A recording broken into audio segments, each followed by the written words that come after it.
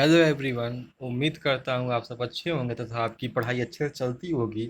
आज के इस वीडियो में हम सब जो है इंग्लिश पेडागोजी के कुछ क्वेश्चंस करते हैं जो कि पिछले वर्षों में किसी न किसी टेट परीक्षा में पूछे गए हैं।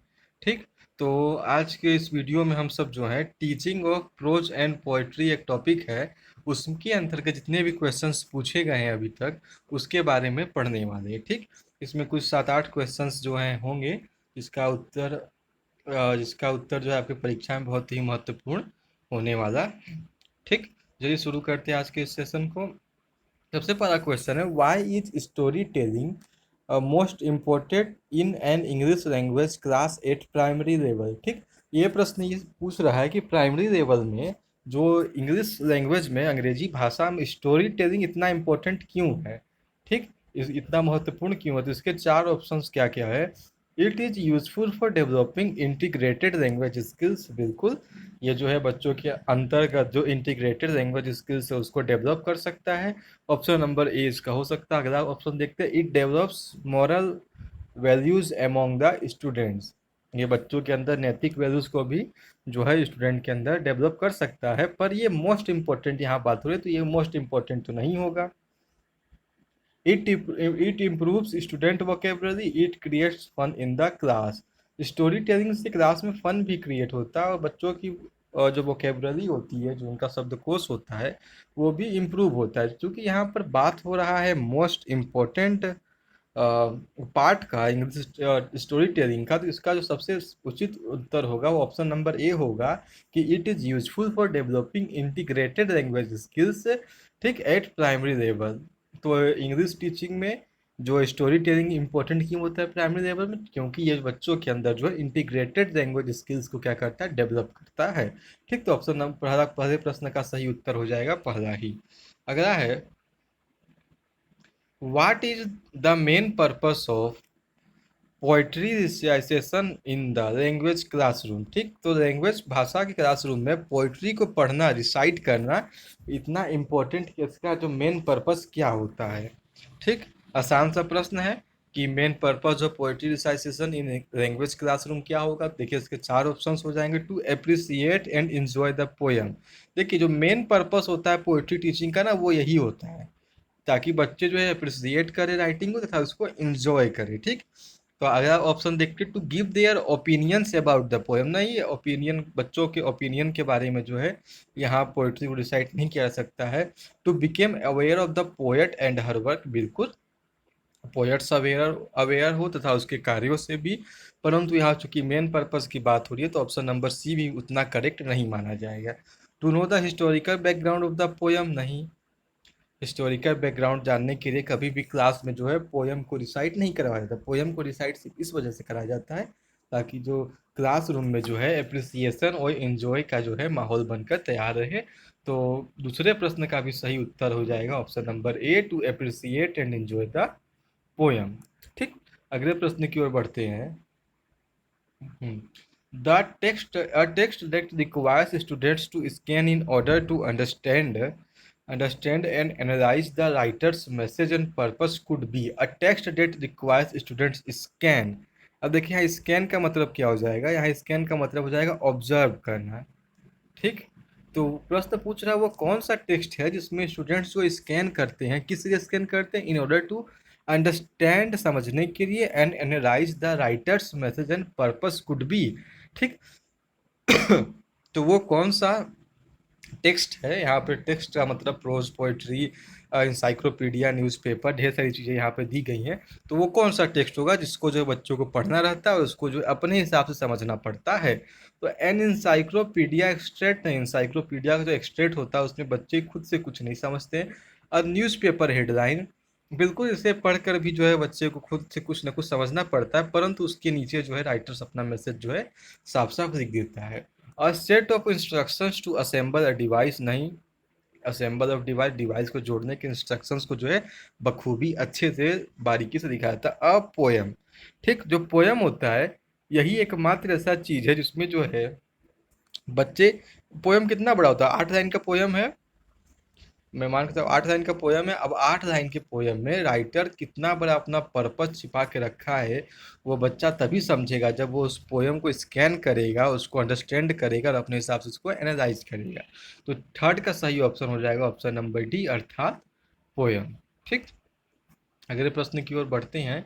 General aim of prose teaching is to help the students to develop. देखिए यूपी टेट फरवरी 2014 में ये प्रश्न पूछा गया है।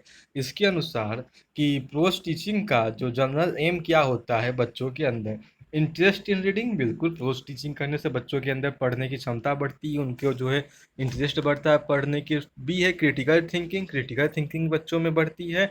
और कॉम्प्रहेंशन एबिलिटी। तो इसके option number A B C तीनों सही होंगे। तो इसका सबसे सही ऑप्शन नंबर माना जाएगा option number D, all of the above. ठीक, कॉम्प्रिहेंशन एबिलिटी भी बढ़ती है ताकि बच्चे जो है उस पैराग्राफ को पढ़ेंगे, प्रोज को पढ़ेंगे तथा उससे बनने वाले क्वेश्चंस को खुद से डील कर सकते हैं। ठीक, उसके बाद रीडिंग में उनका इंटरेस्ट भी बढ़ेगा, जब वो प्रोज को पढ़ते रहेंगे, कहानियों को पढ़ेंगे, तो क्रिटिकल थिंकिंग भी उनकी इंक्रीज होगी। तो इसका सही आंसर हो जाएगा ऑप्शन नंबर डी, अर्थात all of the above. Next question है, the purpose of teaching a poetry text is more on. ठीक, दो पर्पज होता है टीचिंग पोएट्री का, किस पर डिपेंड करता है, मतलब इसका यही है, enjoyment and development, literary sensitivity. नहीं, ये पर्पज इसका नहीं होगा। इनरिचमेंट ऑफ वोकैबुलरी, नहीं, इसके लिए हम जो है प्रोज पे ज़्यादा बल देते हैं। ग्रामेटिकल अवेयरनेस, नहीं, पोयम में जो है, पोएट्री में जो है ग्रामेटिकल अवेयरनेस में उतना हम ध्यान नहीं देते, पोयम में उतने ग्रामर के नियमों को नहीं माना जाता है। तो इसका लास्ट ऑप्शन बचता है फेमिलियराइजेशन ऑफ साउंड्स, अर्थात जिसको हम सब कहते हैं राइमिंग वर्ड्स। ठीक, अर्थात जो है शब्दों में समानता, फेमिलियर शब्दों को एक साथ रखना। तो इसका सही जवाब हो जाएगा option number D. Story telling is an, story telling क्या होता है? एक मेथड है, एक स्ट्रेटजी है, या एक टेक्निक है, या अप्रोच है? ठीक, तो इसमें आपको समझना नहीं स्टोरी टेलिंग क्या है। एक टेक्निक होता है, किसी बच्चे को कोई चीज़ नहीं समझ में आ रहा तब उसे कहानी के माध्यम से भी समझा सकते हैं। तो सिंपल सी बात है, story telling is a technique. ठीक, अगले प्रश्न की ओर बढ़ते हैं। In present critical usages elegy is. ठीक, वर्तमान समय में जो एलजी होता है, एलजी पहली बात तो अच्छा ये बता दूंगा तब क्वेश्चन का तो आंसर ही मिल जाएगा। क्रिटिकल यूजेस ऑफ एलजी क्या होता है? Poem to lament for death of particular person, a long narrative poem on a great subject, a short narrative poem presenting a singular speaker, a lyric poem written in a singular. देखिए elegy क्या होता है, LG simple सा बात है, ये तीनों option गलत है। किसी की मृत्यु पर जो पोयम लिखा जाता है उसे ही हम सब क्या कहते हैं, एलेजी कहते हैं। तो इसमें ज़्यादा सोचने वाली बात नहीं है, एलेजी का मतलब ही होता है poem of lament for death of particular person. इसका सही जवाब हो जाएगा ऑप्शन नंबर ए, किसी की मृत्यु पर जो पोयम लिखा जाता है उसी को हम सब एलेजी कहते हैं। नेक्स्ट क्वेश्चन है कि ए सोनेट यूजुअली कॉन्टेंस, एक सोनेट में जो है कितने लाइन्स होते हैं? 8 line, 6 line, 12 line and 14 lines. आमतौर पर सोनेट्स में जो होते हैं 14 लाइन्स ही होते हैं। जिसका सही आंसर क्या हो जाएगा?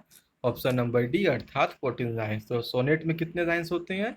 तो सोनेट में होते हैं 14 लाइन्स। ठीक, तो सोनेट में कितने लाइन्स होते हैं? 14 लाइन्स होते हैं। मेरे पास एक यहाँ एक स्लाइड है, मैं आपको बता दूं सोनेट क्या होता है। सोनेट है, it is a lyric poem consisting of 14 lines. ठीक, एक पोयम होता है, लिरिक पोयम होता है जिसमें कितने लाइन्स होते हैं? 14 लाइन्स होते हैं। It is of two types. अब देखिए सोनेट कितने प्रकार के होते हैं? 2 प्रकार के होते हैं। ठीक, कौन कौन सा होता है? सबसे पहला सोनेट जो होता है द इटालियन सोनेट होता है। फर्स्ट सोनेट का नाम क्या है? The Italian sonnet. It consist of an octave. Octave means क्या होता है? 8 लाइन, मतलब 8 चीज़ों का जो सेट बनेगा उसे हम सब ऑक्टेव कहते हैं। एंड सेस्टिट मीन्स जो होते हैं 6 चीज़ों का जो सेट होता है। ऑक्टेव मीन्स 8 लाइन, और सेस्टेट मीन्स क्या हो जाएगा? 6 लाइन। तो 8 से 14 लाइन हो गए। It tends to divide the thought into 2 parts, argument and conclusion. देखिए ये क्या होगा, सबसे पहला जो 8 लाइन होगा उसमें किसी बात पे आर्गूमेंट किया जाएगा। ठीक, और अंतिम के 6 लाइन में क्या, उसका कंक्लूजन बताया जाएगा। सिंपल सी बात है। तो जो इटालियन सोनेट का मतलब क्या हुआ, ये 14 लाइन्स का ये भी होता है, परंतु जो है ये 2 पार्ट में बटा होता है। पहला पार्ट एक ऑक्टेव होता है, दूसरा पार्ट एक सेस्टेट होता है। Octave means 8 lines, sestet means 6 lines. ठीक। It tends to divide the thought into two parts. इसमें जो विचार होता है लेखक का, राइट, पोएट का जो विचार होता है वो दो भागों में बटा होता है। एक होता है argument and second is conclusion. तो शुरू का 8 लाइन हो सकता है आर्गूमेंट करे, अंतिम के 6 लाइन में वो कंक्लूजन बताए कि हाँ इस आर्गूमेंट से जो मुझे क्या फायदा होता है।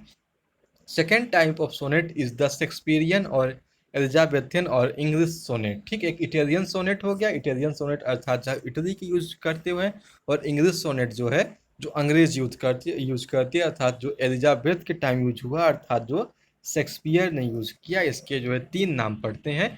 It consist of 3 quatrains and concluding couplet. It's tend to divide the thought into 4 parts and final couplet is the summary। ठीक, इसमें जो है 4 पार्ट में जो है थॉट को बांटा जाता है, और अंतिम पार्ट में जो कपलेट होता है उसमें समरी बताई जाती है। 3 क्वार्टर्स में 3 क्वार्टर, 3 क्वार्टर में 3 3 भाग में, अर्थात एक भाग में 4 4 4 करके इसको जो है बनाया जाता है।